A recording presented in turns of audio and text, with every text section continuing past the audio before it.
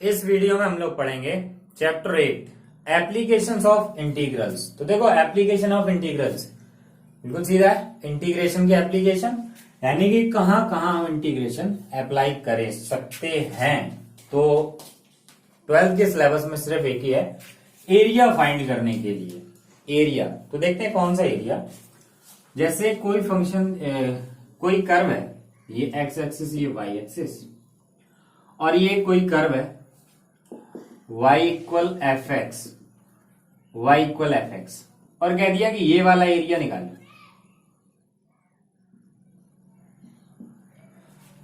ये डाल दिया x इक्वल ए और ये x इक्वल बी, तो हमें ये वाला एरिया निकालना ए बी सी डी।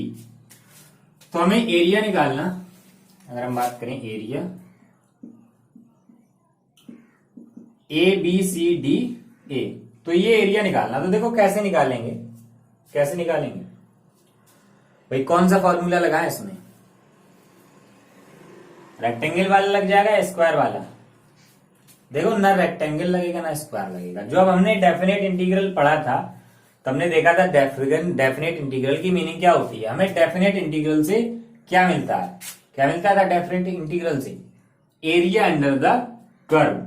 ठीक है, तो वही हो जाएगा ये भी, एरिया अंडर द कर्व। तो इसका क्या हो जाएगा? बिल्कुल सिंपल, कहां से कहां तक एरिया?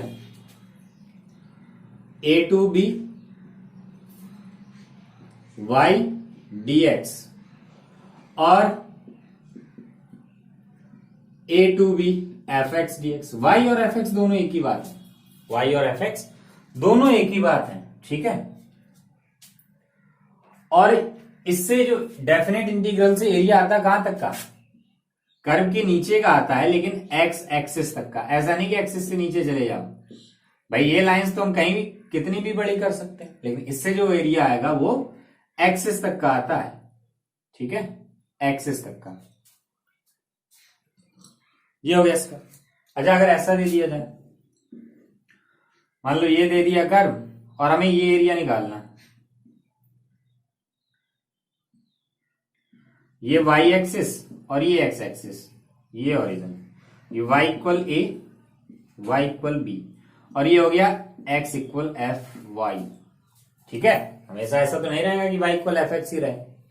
अगर ये एरिया निकालना हो तो क्या करेंगे? देखो एक सिंपल बात तो ये रहेगी, फर्स्ट ये कर दो, फर्स्ट और सेकंड। देखो जिसकी लिमिट पता होगी, जिसकी लिमिट पता होगी उसी के रेस्पेक्ट में हमें डिफरेंशिएट करना,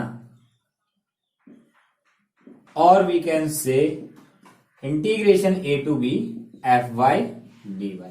बिल्कुल सिंपल है ना।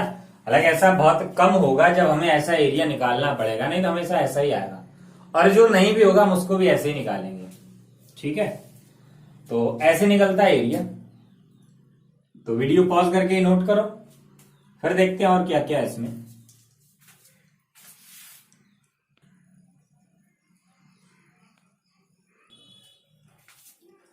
अब देखो इसमें एक तो जितने भी इंटीग्रल्स के फॉर्मूले हैं, इंटीग्रेशन के जितने भी फॉर्मूले हैं वो सब आने चाहिए। इंटीग्रेशन के फॉर्मूले तो आने चाहिए, उसके साथ साथ कर्व की नॉलेज होनी चाहिए कि कोई भी इक्वेशन दिया गया तो उसका कर्व कैसे होगा। अगर कर्व नहीं पता, अगर कर्व ड्रॉ करना नहीं आता है या पता ही नहीं कि कौन सा किसका इक्वेशन है, तो फिर तो बहुत ही मुश्किल है, ये चैप्टर बहुत टफ होगा। अगर कॉनिक सेक्शन की नॉलेज नहीं है, स्ट्रेट लाइंस की नॉलेज नहीं है, तो ये बहुत ही टफ होने वाला। तो अगर ये नहीं आते हैं तो पहले रिवाइज करो, स्ट्रेट लाइंस, कॉनिक सेक्शन और डेफिनेट इंटीग्रल्स। उससे पहले जो भी फॉर्मूले पढ़े हैं इंटीग्रेशन के वो सबके सब याद होने चाहिए। और इसमें एक फॉर्मूला जो है वो 70% यूज होता है, ये वाला, ये इंटीग्रेशन, और ये भी मिलेगा। ये दो ज्यादा यूज होते हैं, बाकी जितने भी पढ़े हैं वो तो यूज होने ही वाले हैं, है ना। सबसे ज्यादा तो पहले वाला ये वाला यूज होता है। ठीक है, और ये इससे थोड़ा कम, ये तो बहुत ज्यादा ही होता है ये वाला यूज। तो ये फॉर्मूले तो पता होने चाहिए। तो क्या होता, x/2 रूट में जो लिखा वही लिख दो, plus a²/2 sine inverse x/a plus c। ठीक है, हालांकि इसमें डेफिनेट इंटीग्रल होगा तो ये कांस्टेंट नहीं आएगा, लिमिट दी जाएगी जो भी होगी। इसका क्या होता, sorry, x/2 root x² minus a²। अब a² माइनस का है तो अपॉन में 2 होना चाहिए, गलत लिख गया था। ठीक है, और log mod x plus root x² minus a² plus. अच्छा देखो, इसमें एक चीज बताने के लिए रह गई थी स्टार्टिंग में ही, कि मान लो अगर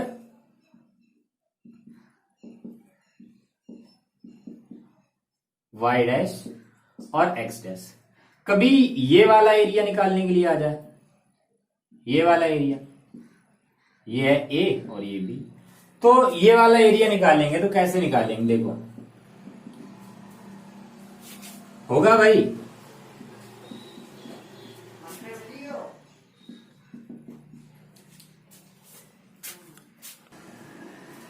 देखो पूरा यही रहेगा, थोड़ा चेंज, ये नेगेटिव आ सकता है। ठीक है, ये नेगेटिव आ सकती है ये वैल्यू, क्योंकि ये तो एक नंबर होता ना, इसे सॉल्व करने पे एक नंबर आता, तो ये वैल्यू जो है वो नेगेटिव हो सकती है। और एक बात तो क्लियर है जो हमेशा से पढ़ते आए कि एरिया कभी नेगेटिव नहीं होता है। तो फिर कहीं से भी कैसा भी एरिया निकालना हो तो अगर वो नेगेटिव आता है तो हमें क्या करना, एब्सोल्यूट वैल्यू लेनी है हमें। ठीक है, तो हमें एब्सोल्यूट वैल्यू लेनी है विदाउट साइन। अगर नेगेटिव आ जाए तो साइन हटा दो। ठीक है, हालांकि हर जगह पूरे क्वेश्चन में मॉड लेके सॉल्व नहीं करेंगे, लेकिन लास्ट में जब भी माइनस आए तो माइनस निकाल दो, क्योंकि जब भी एरिया एक्स एक्सिस के नीचे होता तो नेगेटिव ही आता। ठीक है, तो साइन चेंज कर देना। तो वीडियो पॉज करके ये लिखो, फिर हम थोड़ा रिवाइज करेंगे कोनिक सेक्शन, क्योंकि उससे भी पता चल जाए ना कि कौन सी इक्वेशन किसकी होती है और कर्व कैसे ड्रॉ करेंगे। ठीक है,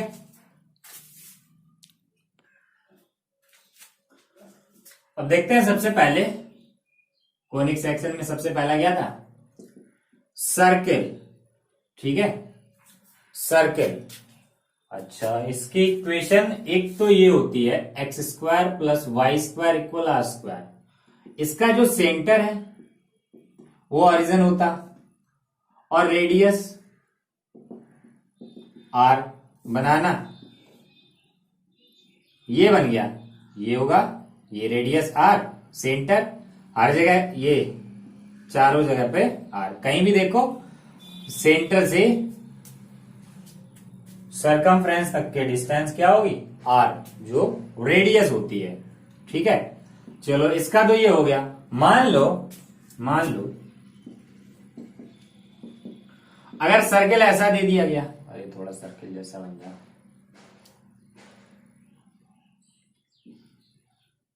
सर्किल ये दे दिया और सेंटर यहां है, तो हमने मान लिया इसके कोऑर्डिनेट्स h, के। तो इसकी इक्वेशन क्या होगी, तो जब सेंटर h, k हो, ये कुछ भी हो सकता है h, k। ठीक है, एक जनरल पॉइंट है, कहीं भी हो सकता है सर्किल, इस साइड बनाओ, है ना।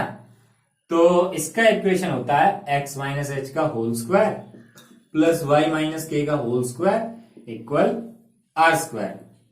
इसमें सेंटर होता h, k, रेडियस सेम है, रेडियस यही रहेगी। ठीक है, और देखो कि मान लो अगर ऑरिजिन को टच करता हुआ सर्किल जाए, ऑरिजिन को टच करता हुआ, अरे यार आ जाओ, देखो हम सब पॉजिटिव साइड में इसलिए देख रहे हैं क्योंकि पॉजिटिव साइड में ही हमें 99% एरिया पॉजिटिव साइड के ही निकालने हैं। अगर ये एक्स एक्सिस, ये देखो, अच्छा समझ जाना, सर्किल ही है ये। ठीक है, बन नहीं रहा ठीक से, ये एक्स एक्सिस, ये वाई एक्सिस, तो ये ऑरिजिन को टच करता हुआ जा रहा, और सेंटर लाई कर रहा एक्स एक्सिस पे, centre lies on x axis, और रेडियस हमने लिखी आर। तो देखो इसकी रेडियस तो आर है, और सेंटर क्या होगा, सेंटर क्या हो जाएगा, देखो इस पॉइंट के कोऑर्डिनेट्स क्या होंगे, r, 0, r, 0। तो इक्वेशन क्या हो जाएगी, देखो यही वाली, यही काम करेगी। बस पता करना कि कैसा सर्कल बनेगा। ठीक है, तो कैसा बन जाएगा, x माइनस आर का होल स्क्वायर, और देखो y माइनस 0 करेंगे, y square equal radius square. ठीक है, तो ये तो होता सर्कल। ये सभी में काम आएगा। ठीक है, ये सभी में काम आएगा। ये वाला जनरल इक्वेशंस लिखी हमने ये। ठीक है, यहां आर की वैल्यू बदलते जाओ, अलग अलग सर्कल आते जाएंगे, सेंटर 0 रहेगा। ओरिजिन यहां ये दोनों बदलते हैं, रेडियस भी बदल सकते हैं और सेंटर भी बदल सकते हैं। ठीक है, तो वीडियो पॉज करके ये नोट कर लो। फिर सेकंड कॉनिक सेक्शन देखते हैं। अब देखो सेकंड कॉनिक सेक्शन जो है वो है पैराबोला। ठीक है, पैराबोला, और ये 4 टाइप के होते हैं, 4। ठीक है, 4 टाइप के होते हैं। तो फर्स्ट है y square equal 4ax,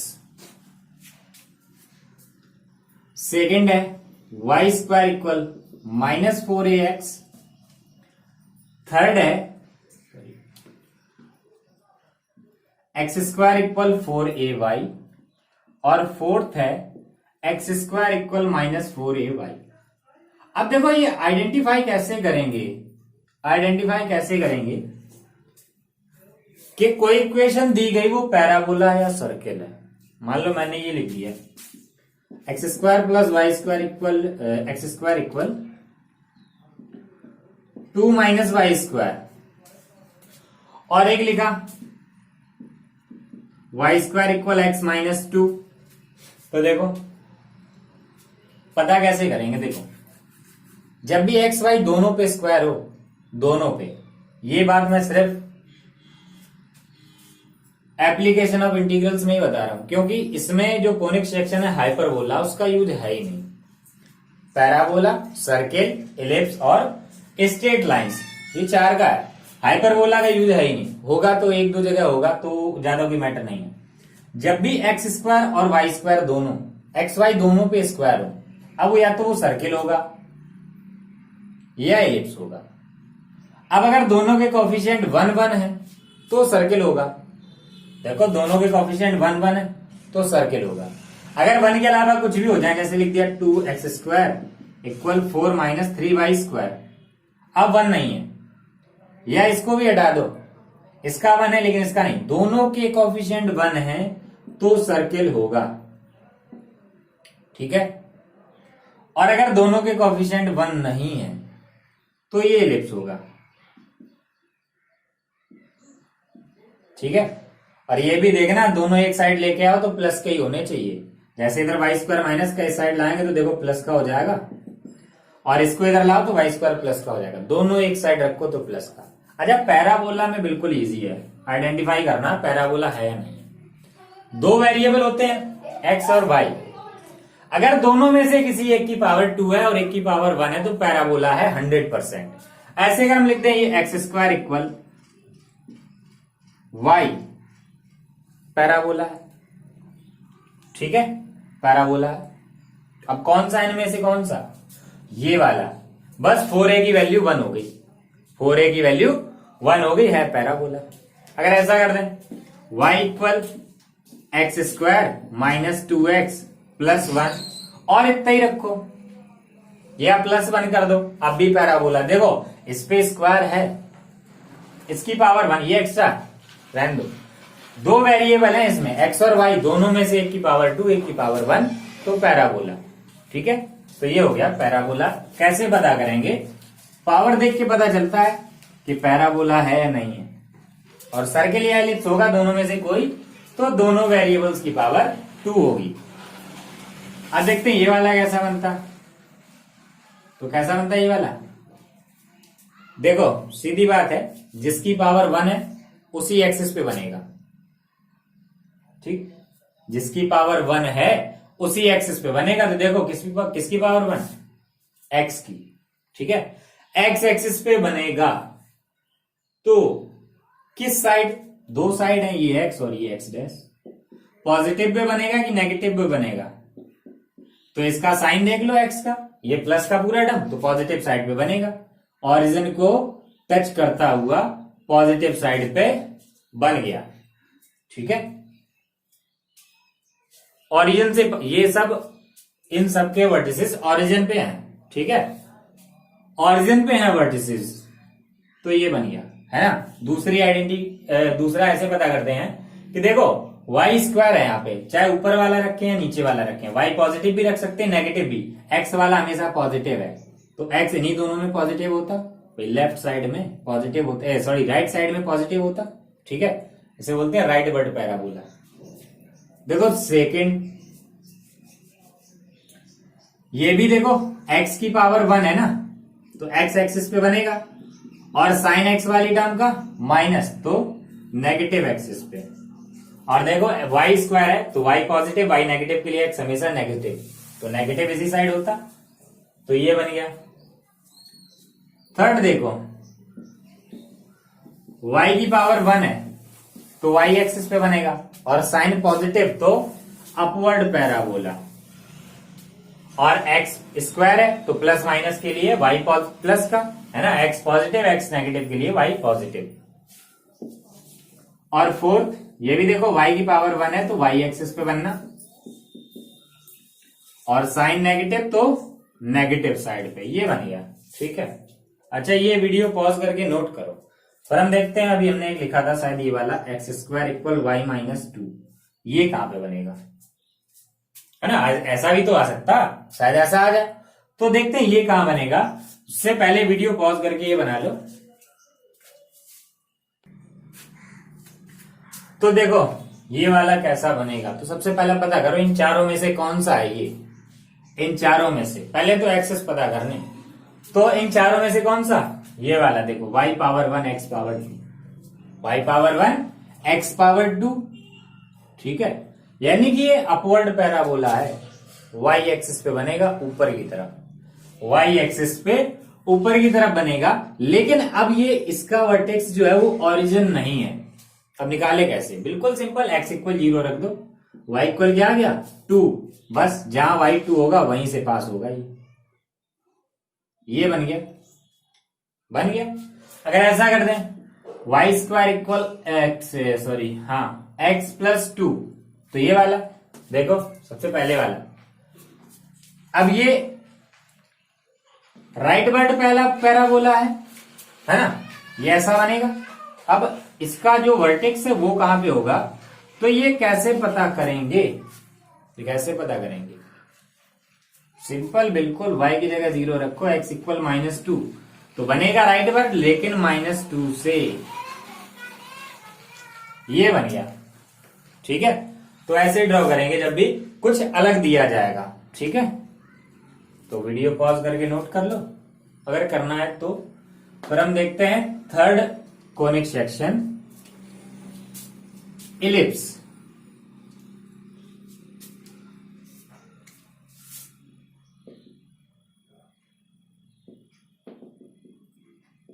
ellipse, ठीक है, ये दो टाइप के ही होते हैं, एक हॉरिजॉन्टल और एक vertical. Equation x square upon a square plus y square upon b square equal 1। ठीक है, तो ये वाला जो है होता हॉरिजॉन्टल। ठीक है, ये होता a, 0 a, 0, ये -a, 0, ये -b, 0। अच्छा देखो ये सही सॉरी 0, -b, ये बिल्कुल सही नहीं बना, ये दोनों तरफ की डिस्टेंस होती है ना जो इक्वल होती है वो। ठीक है, इसमें दो फोकस होती हैं, और ये भी होता b, 0, b, ये 0, -b। ठीक है, हालांकि ज्यादा काम नहीं होता इसका, जो भी जरूरत पड़ेगी तो डिटेल आप लोग रिवाइज करेंगे, फिर हम देखेंगे इसको। अब देखो दूसरा जो है वो है y² upon a² plus x² upon b² equal 1। तो ये वाला जो पैराबोला है, ये वाला जो पैराबोला है वो वर्टिकल बनता है, वर्टिकल। देखो वर्टिकल कैसा बनेगा, सिमेट्रिक टू वाई एक्सिस ऐसा, ठीक है। तो इसमें भी ये होता 0, a, अरे यार थोड़ा ठीक से बन जा, तो 0, -a, 0, b, 0, -a, sorry b, 0 और ये -b, 0, ठीक है। और इसकी फोकस जो है वो y एक्सिस पे होती है, ठीक है। तो ये भी बना लो, फिर हम देखते हैं स्ट्रेट लाइंस। अब देखो स्ट्रेट लाइन, जैसी कोई हमें लाइन दी गई x + y = 10, चलो नंबर थोड़ा छोटा रखते हैं 5, है ना। फिर हमें क्वाड्रेंट पे जो हम कार्टेशियन प्लेन बनाएंगे उसमें हमें काउंटिंग ज्यादा लिखनी पड़ेगी। तो ऐसे में ड्रॉ करना तो हम कैसे करेंगे, तो देखो बिल्कुल सिंपल होता है, कार्टेशियन प्लेन बनाओ और इसमें पॉजिटिव आएंगे, तो मुझे तो पता ही पॉजिटिव आएंगे इसलिए मैं पॉजिटिव ही लिख रहा हूं, ठीक है। 1 2 3 4 5। तो देखो x = 0 रखो, y = क्या आ जाएगा 5, और y = 0 रखो तो x = 5। तो देखो दोनों पे 5 5 ज्वाइन कर दो, ये बन गई लाइन, ठीक है। अगर कहा जाए x = 4 बनाओ तो ये भी लाइन है, सिर्फ x = 4 नहीं लिखा, ये लाइन है, ठीक है। ऐसा नहीं कि x की वैल्यू ये 4 पॉइंट हो गया, ये लाइन है x = 4। तो ये कैसे ड्रॉ करेंगे, ये लाइन होगी draw parallel to y axis, ये, ठीक है। अगर कह दिया जाए y = -3 तो -1 -2 -3 -4, तो ये y = -3, ये x = 4 है, ये y = -3। हालांकि ज्यादातर लाइंस जो है वो ऐसी आएंगी, ये इस तरह के इक्वेशंस बहुत कम होंगे, ऐसे ही आएंगी लाइंस। अगर नहीं भी होंगी तब भी हमें ऐसी ड्रॉ करनी पड़ेगी, कई जगह ऐसा होगा, है ना। अलग ऐसा 8.1 में नहीं है कि हमें अपनी तरफ से ऐसी ड्रॉ करनी पड़ेगी, 8.2 में होगा जिसमें हमें ड्रॉ करनी पड़ेगी, ठीक है।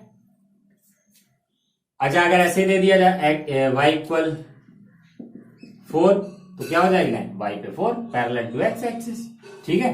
ऐसे लाइंस ड्रॉ होती हैं। तो देखो अब हम देखते हैं क्या, एक एग्जाम्पल, हमने काफी कुछ पढ़ लिया लेकिन एरिया किसी में निकाला ही नहीं, तो क्या करें। तो देखते हैं कि एग्जाम्पल x² + y² = r², हम इसी का एरिया निकालेंगे, हमने सर्किल लिया था पहले, ठीक है। तो सेंटर ऑरिजिन और रेडियस r, ठीक। अब देखो इस सर्किल का एरिया निकालना हमें, तो देखो नॉलेज इसमें हमने क्या क्या कहा कि इंटीग्रेशन के फॉर्मूले पूरे आने चाहिए, इंटीग्रेशन करना आना चाहिए, कर्व ड्रॉ करना आना चाहिए, कर्व की नॉलेज होनी चाहिए, ठीक है। यानी कि पूरा कॉनिक सेक्शन और कोऑर्डिनेट ज्योमेट्री की नॉलेज होनी चाहिए। लेकिन इसके साथ साथ हमें यह भी पता होना चाहिए कि हम पूरा फालतू का एक्स्ट्रा काम इसमें ना करें। सिमेट्रिकल कर्व, ये भी पता होना चाहिए कौन सा कर्व सिमेट्रिकल है। देखो हमें इस पूरे का एरिया निकालना, ये चारों पार्ट इसके 4 बने अलग अलग, चारों पार्ट एक जैसे हैं, यानी कि चारों का एरिया इक्वल होगा। तो हम सिर्फ इस एक का एरिया निकाल लें, इस एक पार्ट का एरिया निकाल लें और 4 से मल्टीप्लाई करा दें। देखो चारों सिमेट्रिकल हैं, तो जो इसका होगा वही तो इन तीनों का होगा, भाई जो इसका आएगा वही इसका आएगा, वही इसका आएगा, वही इसका आएगा। चारों का एरिया तो इक्वल है, तो एक पार्ट का हम निकाल लें और उसमें 4 से मल्टीप्लाई करा दें तो ये एरिया निकल आएगा, है ना। तो देखो हम निकाल रहे अब ये एरिया, ये वाला हमें निकालना है एरिया, ये सर्किल के नीचे है और कहां से कहां तक है, देखो 0 से या ये डिस्टेंस कितनी r है, तो ये क्या होगा r, 0, या सिर्फ x = r लिख दो यहाँ पे, ये x = r होगा, ठीक है। तो हम एरिया निकालेंगे, क्या होगा 0 to r और y इक्वल एफ एक्स होता है ना, यानी कि y और लिमिट हमने x की लिखी, यानी कि x के रेस्पेक्ट में करना हमें इंटीग्रेट, x के रेस्पेक्ट में करना है तो हमें x का फंक्शन चाहिए, तो y की वैल्यू, अब y की वैल्यू कहां से आए, y की वैल्यू कहां से, y की वैल्यू फंक्शन से ही आती है, जो कर्व की इक्वेशन दी गई होगी उससे, है ना, इक्वेशन से। तो यहां से वाई स्क्वायर इक्वल क्या हो जाएगा, r square minus x square, और यहां से स्क्वायर हटेगा तो स्क्वायर रूट, तो इंटीग्रेशन 0 to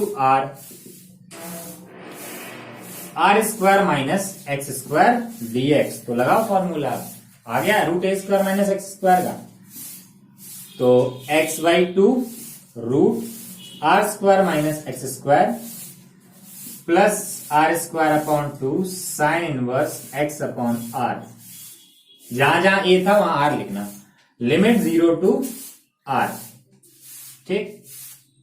तो अब लिमिट रखो, देखो आर रखेंगे पहले, तो ये आर अपॉन 2 रूट में r square minus r square पूरा 0 हो जाएगा, तो ना लिखें इसको, चलो रहने दो, पूरा 0 हो गया। फिर इसमें रखो, देखो दूसरे वाले पार्ट में r square upon 2 sine inverse r upon r, x की जगह आर रखना, माइनस, अब देखो जब माइनस लगाएंगे आर एक्स की जगह 0 लिखना, तो ये 0 into anything 0 minus r square upon 2 sine inverse 0, तो देखो ये हो गया 1, तो आर स्क्वायर अपॉन 2 साइन में 1 किसकी वैल्यू होती है, 1 किसकी वैल्यू होती है, पाई अपॉन 2 की, और 0 की, यानी कि ये हो गया r square into pi upon 4। तो देखो यहां ये पूरे सर्किल का एरिया नहीं था, क्या कहा था मैंने, के से एक पार्ट का निकालेंगे और उसमें 4 से मल्टीप्लाई भी तो कराना, 4 से मल्टीप्लाई कहा कराया, ये एक पार्ट का निकला, अब इसमें 4 से मल्टीप्लाई करा दो, पूरे इक्वेशन में 4 से मल्टीप्लाई कराते जाओ, अब ये 4 से 4 कैंसिल, पाई आर स्क्वायर निकला, ये आ गया एरिया आंसर, ठीक है। तो भाई कुछ स्टूडेंट्स के दिमाग में बात आई, कहने लगे सर हम इतनी मेहनत क्यों करें, जबकि हमें पता है कि सर्किल के एरिया का फॉर्मूला ही होता है पाई आर स्क्वायर, डायरेक्ट ना कर दें, बिल्कुल सही बात, डायरेक्ट क्यों ना कर दें भाई, क्यों ना कर दें डायरेक्ट, जहां पता है सर्किल के एरिया का फॉर्मूला होता है पाई आर स्क्वायर, भाई रेडियस आर है तो यही रहेगा, ठीक है, चलो अच्छी बात है, डायरेक्ट निकाल लेंगे। लेकिन अगर ऐसा कह दिया जाए कि ये एरिया निकाल के दिखाओ, तब अब लगाओ पाई आर स्क्वायर, अब कैसे करोगे, ठीक है। तो ये मैंने सिर्फ एक एग्जांपल बताया था कि हम कैसे एरिया निकालते हैं, बाकी हमें डायरेक्टली ऐसा थोड़ी ना लिखा मिल जाएगा कि ऐसे डायरेक्ट पाई आर स्क्वायर निकाल दो, पूरा ऐसे ही करना पड़ेगा, ऐसे क्वेश्चन आएंगे हमारे में, ठीक है। हो सकता है एक पैराबोला दे दिया और ये लाइन दे दी कि ये वाला एरिया निकालो, तो कैसे निकालेंगे, है ना, तो ऐसे वाले फंक्शन, ऐसे वाली ग्राफ है हमारे में, ठीक है। तो वीडियो पॉज करके ये नोट करो, फिर हम देखते हैं आगे। अब देखते हैं area between a curve and a line, एक लाइन और एक कर्व के बीच एरिया कैसा होता है, एरिया जैसे अभी हमने बनाए थे, ये दे दिया जाए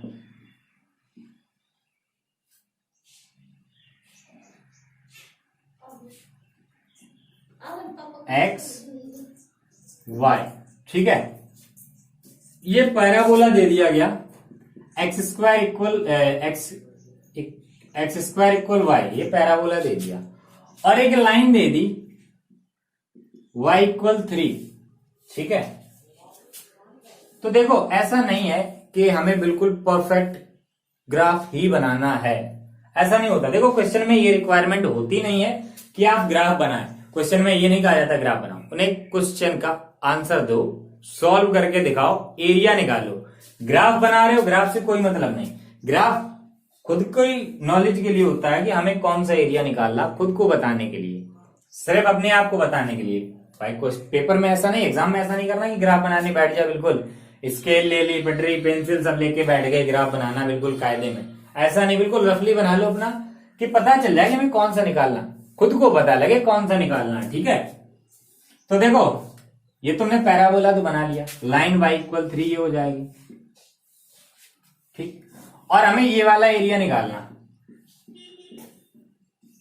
तो देखो कैसे निकालेंगे, कैसे निकालेंगे। एक बात तो देखो क्लियर है कि हमें पता है क्या, कि ये जो दोनों पार्ट हैं ये सिमेट्रिकल हैं, y एक्सिस के लेफ्ट में और राइट में, ये दोनों सिमेट्रिकल हैं, दोनों में से एक का निकाल लो, 2 से मल्टीप्लाई करा दो, एरिया निकल आएगा। ठीक है, एरिया निकल आएगा। तो इसके दो तरीके, तो देखो दूसरा तो ये है कि पहले लाइन के नीचे का निकाल लो, ये वाली लाइन के नीचे का पूरा, और इतना वाला एरिया इसमें से माइनस कर दो ये पैराबोला के नीचे वाला। ठीक है, हालांकि एक्सरसाइज में क्वेश्चन हम ऐसे ही करेंगे लेकिन यहां हम थोड़ा अलग तरीके से कर रहे हैं। देखो सीधा सा ये है कि हमने एक ये वाला बनाया था, इसमें हम किसके रिस्पेक्ट में कर रहे थे इंटीग्रेशन, y के रिस्पेक्ट में। ठीक है, y के रिस्पेक्ट में कर रहे थे।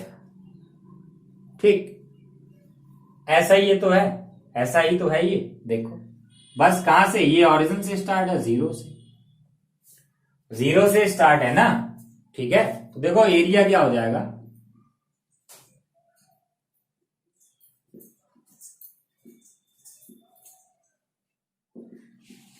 रिक्वायर्ड एरिया जो हमसे पूछा गया वो एरिया देखो क्या, 2 से मल्टीप्लाई पहले तो, क्योंकि हम एक साइड का लिखने वाले हैं। अब कहां से कहां तक देखो हमने क्या लिखा था, A to B, ऐसे ही 0 to 3, और किसके नीचे, x dy फंक्शन के नीचे है ना, ये वाले कर्व इस साइड के नीचे, तो फिर सॉरी नीचे क्या कह रहे, साइड में है ना, तो 2, अब यहां x की वैल्यू रख दो, इससे क्या आ जाएगी, x equal root y dy, तो इसका कर दो इंटीग्रेशन और आंसर आ जाएगा। तो 2 इंटू रूट y का y पावर 3/2 मल्टीप्लाई 2/3 और 0 to 3। अब इसमें लिमिट रख दो, देखो ये हो जाएगा 4/3 इंटू 3/2, 0 रखेंगे तो पूरा 0 हो जाना, तो इसको एक लाइन और लिख दो, 4 इंटू √3, ये 1 पावर माइनस हो जाएगी, आंसर आ गया, निकल आया एरिया बस। ठीक है, तो ऐसे क्वेश्चन है फर्स्ट एक्सरसाइज में, तो वीडियो पॉज करके नोट करो, फिर हम चलते हैं एक्सरसाइज पे।